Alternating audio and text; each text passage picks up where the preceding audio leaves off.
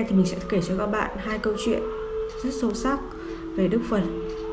Chúng ta hãy bắt đầu thôi. Câu chuyện thứ nhất, câu chuyện Đức Phật và Rahula. Rahula là người con duy nhất của Đức Phật, đã trở thành tu sĩ. Rahula là người nhỏ tuổi nhất trong các tăng. Tất cả các tăng đều yêu thương và chiều chuộng Rahula quá đỗi. Rahula làm bất cứ điều gì mà Rahula thích. Đôi khi Rahula nói dối để đùa cợt ai đó. Một ngày kia, Đức Phật nói với Rahula: hãy mang cho Ngài một chậu nước, Ngài muốn rửa sạch đôi chân của Ngài. Ngài đã rửa đôi chân của Ngài trong chậu nước và hỏi Rahula: liệu con có muốn uống hết nước này? Không, nước này đã bị dơ bẩn. Đức Phật yêu cầu Rahula bưng chậu nước đem đổ. Đức Phật nói với Rahula: khi nước đã bị dơ bẩn, không một người nào muốn dùng nó.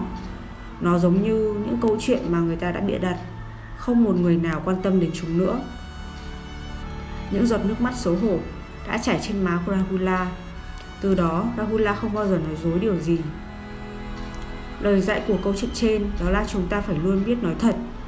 Đó là việc làm vô cùng quan trọng để giữ phẩm chất, phẩm hạnh của chúng ta. Từ đó ta mới có thể tôn trọng bản thân và tôn trọng người khác. Câu chuyện thứ hai, câu chuyện mang tên Đức Phật sai đệ tử ra suối lấy nước. Năm xưa, trên con đường vòng hóa, Đức Phật từng dẫn theo 1250 vị tỳ kheo đi tới khắp mọi nơi trên đất nước Ấn Độ. Những người xuất gia đấy đầu trần, chân không, gian khổ lặn lội, yên tĩnh tiến bước trên con đường tìm kiếm chân lý của mình. Thần thái của họ vừa an tĩnh, lại rất mực kiên định. Đoàn người cứ như vậy mà toát lên khí chất trang nghiêm và thanh khiết. Khi đi tới một bờ suối nhỏ, họ gặp một đoàn thương gia đông người.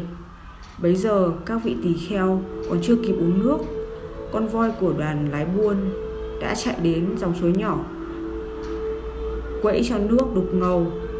Dòng nước suối chẳng còn trong vắt như trước mà trở nên bẩn thỉu. Lội qua con suối ấy, đoàn tỳ kheo tiến vào một rừng rậm rạp. Sắc trời đã tối, Đức Phật quyết định để mọi người qua đêm trong rừng. Khi đó, đệ tử của Ngài là A Nan cật lực lên tiếng phản đối. Bởi nơi này không có nguồn nước, các vị tỳ kheo chẳng có cách nào tẩy trần, càng không có đồ uống. Đức Phật hỏi lại: chúng ta không phải vừa đi qua một con suối nhỏ hay sao? Nhưng dòng suối ấy đã bị con voi của đoàn lái buôn kia đạp đến mức đầy bùn đất. Nước không còn sạch, sao có thể dùng? A Nan cố gắng giải thích. Đức Phật không nói gì thêm, chỉ cầm một chiếc bát sành đưa cho A Nan, ngụ ý bảo A Nan đi múc bát nước về sớm. Thấy đệ tử vừa định lên tiếng, Đức Phật đã khoát tay thúc giục đi sớm về sớm. Vừa cầm bát đi được nửa đường, A Nan đã nhanh chóng quay về. Đức Phật hỏi vì sao. A Nan nói: nước suối đã đục ngầu, Ngài uống sẽ sinh bệnh, chi bằng để đệ tử đi đến con sông đằng xa ở phía trước để lấy nước cho Ngài. Nghe vậy, Phật chỉ từ tốn nói một câu: nước ở xa chẳng kịp cứu người khát gần. A Nan vẫn cố nói, nhưng cũng không thể để Ngài uống nước bẩn. Đức Phật không cùng tranh luận, chỉ hỏi lại: đệ tử đã đi đến bờ suối nhỏ kia chưa? Nghe A Nan thành thật đáp rằng chưa tới đó, Ngài nói: con không đi tới bờ suối, sao biết được nước ở đó có bẩn hay không? A Nan vẫn nghĩ mình có lý, thẳng thắn đáp: nhưng lúc ấy Ngài cũng chính mắt nhìn thấy mà. Thế nhưng lúc đó là lúc đó, không phải bây giờ. Đức Phật điềm nhiên trả lời. A Nan không biết phải làm sao, chỉ còn cách đi tới dòng suối nhỏ, chắc mẩm rằng lần này nhất định sẽ múc một bát nước đục ngầu trở về cho Ngài Đức Phật tận mắt nhìn rõ. Nhưng khi tới nơi, A Nan lại không khỏi ngỡ ngàng. Đức Phật vốn không quay trở lại con suối đó, càng không nhìn thấy nước suối. Nhưng đúng như lời Ngài nói, nước nơi đây đã trong vắt, chẳng còn đục chút nào. Bây giờ A Nan tự hỏi, phải chăng Đức Phật dùng thiên nhãn thần thông mà quan sát được chăng?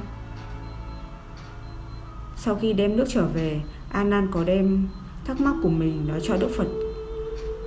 Ngài nghe xong cười đáp: ta chỉ cần nhắm mắt lại là có thể biết nguồn nước của dòng suối đã trở nên trong suốt và tinh khiết, bởi nước là thứ lưu động. Nó cũng giống như tâm tính của chúng sinh, có thể tạm thời bị vấy bẩn, nhưng chỉ cần lòng của chúng ta linh động, tâm tính ắt có thể được thanh lọc và trở lại sự trong sạch vốn có. Đức Phật nói: đúng vậy, nước suối từ sạch hóa bẩn, từ bẩn hóa thành sạch. Điều ấy cho thấy vạn vật trên thế gian dù ở thời khắc nào vẫn không ngừng biến hóa, ngay cả Phật Pháp cũng vậy. Cho nên chúng ta muốn gìn giữ tâm hồn của mình luôn trong sáng, không mê muội thì nên quan sát cách sự vật biến đổi, học cách an tĩnh trước sự thiên biến vạn hóa của chúng. Như vậy ta có thể thấu hiểu được chân lý của vũ trụ và sống hài hòa trong nó. Và trên đây là 2 câu chuyện mình muốn kể cho các bạn ngày hôm nay. Các bạn có ý kiến gì sau video này, hãy comment xuống dưới nhé. Và đừng quên share và đăng ký để xem nhiều nội dung hơn. Xin chào và hẹn gặp lại.